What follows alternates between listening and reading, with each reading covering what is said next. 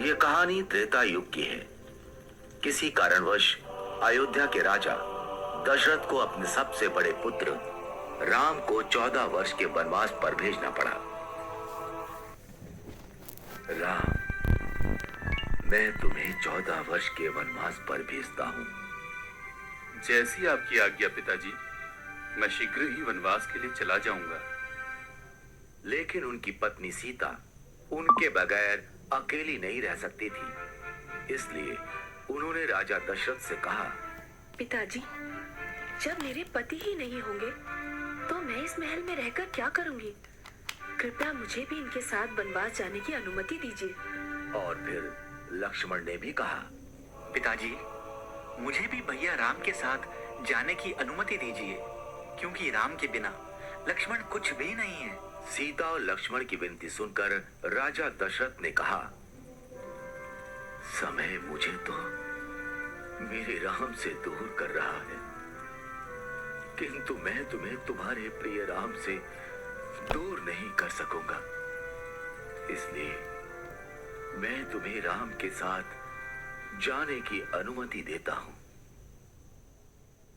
कुछ दिनों पश्चात राजा दशरथ से अनुमति पाकर राम, सीता और लक्ष्मण के साथ वनवास के लिए चले गए।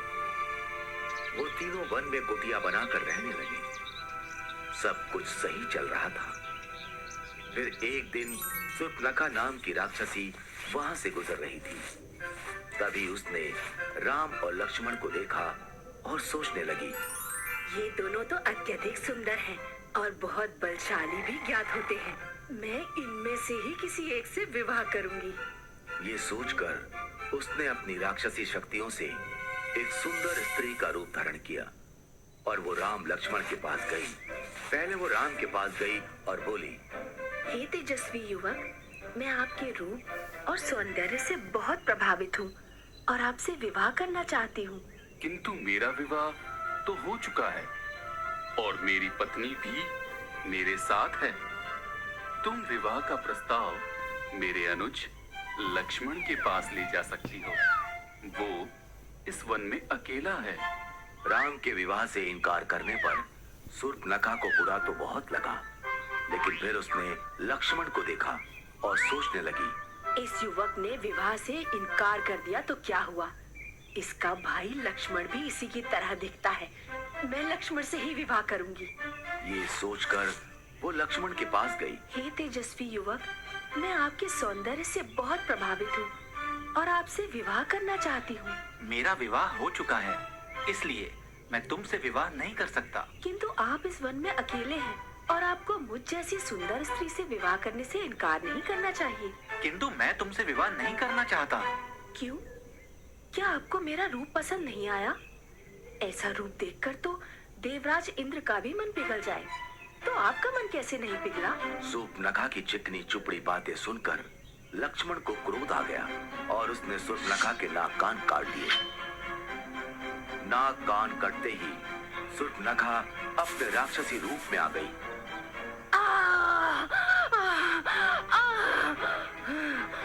राम लक्ष्मण ने उसका ये राक्षसी रूप देखा तो वो हैरान रह गए। भैया, ये तो एक राक्षसी है। मैं अभी इसका वध कर देता हूँ। नहीं लक्ष्मण, इसे जाने दो। शूर्पणखा रोती हुई वहां से चली गई और सीधे अपने भाई लंका के राजा रावण के पास पहुंची। उस समय रावण अपने मंत्री गण के साथ राज दरबार में बैठा था। भैया रावण, भैया रावण, देखिए आपकी बहन शूर्पणखा के साथ क्या हुआ। शूर्पणखा, तुम्हारा यह हाल किसने किया? तुम मुझे उसका नाम बताओ, मैं अभी उसका वध कर देता हूँ। भैया, वन में दो भाई राम और लक्ष्मण रहते हैं। उन्हीं में से एक ने मेरे कान और नाक काटे हैं।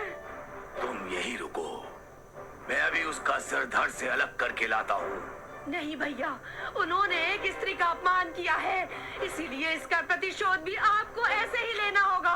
क्या मतलब? मतलब ये कि उन दोनों भाइयों के साथ एक अत्यंत सुंदर स्त्री भी है। आप उसका हरण कर लीजिए। सीता का हरण होने से राम वैसे ही मर जाएगा। रावण ने शूर्पणखा की बात मान ली वो एक मायावी राक्षस मारीच के पास गया और बोला, मारीच, मुझे तुम्हारी आवश्यकता है। आज्ञा कीजिए लंकेश। मैं राम की पत्नी सीता का हरण करना चाहता हूँ। इसमें मुझे तुम्हारी सहायता चाहिए। किंतु मैंने सुना है राम बहुत वीर है। अगर उन्हें ज्ञात हुआ कि मैंने उनकी पत्नी को हरने में आपकी सहायता की है तो वो मेरा वध कर देंगे। और अगर तुमने मेरी सहायता करने से मना किया तो मैं अभी यहीं तुम्हारा वध कर दूंगा।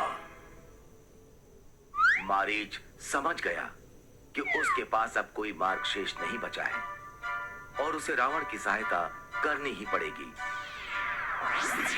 वो दोनों वन पहुंचे। वहां रावण की तरकीब के अनुसार मारीच ने एक सोने के हिरण का रूप बनाया और वो राम की कुटिया के आसपास टहलने लगा। जल्द ही सीता की नजर उस पर पड़ी। स्वामी, मुझे वो सोने का हिरण चाहिए। ठीक है, मैं अभी उसे तुम्हारे लिए लेकर आता हूँ। ये कहकर राम अपने धनुष बाण के साथ उस हिरण की तरफ चल दिए। भागते भागते बहुत देर हो गई, लेकिन वो हिरण राम के हाथ नहीं आ रहा था। आखिरकार राम ने धनुष पर बाण चढ़ाया और हिरण की तरफ छोड़ दिया। बाण हिरण को जा लगा। बाण लगते ही मारीच अपने असली रूप में आ गया और आवाज बदलकर राम की आवाज में कराहता हुआ चीखने लगा, सीते, लक्ष्मण! लक्ष्मण, लगता है तुम्हारे भैया किसी संकट में हैं। तुम जल्दी जाओ। लक्ष्मण जानते थे कि ये राक्षसों की चाल है, लेकिन वो सीता को मना नहीं कर सकते थे। इसलिए उन्होंने कुटिया के बाहर बाण से लक्ष्मण रेखा बनाई और सीता से बोले, माता जो भी हो, आप इस लक्ष्मण रेखा से बाहर मत आना। और वो आवाज की दिशा की तरफ चल दिए। लक्ष्मण के जाते ही रावण वहां आया और तपस्वी का रूप धारण कर सीता की कुटिया पर पहुंचा।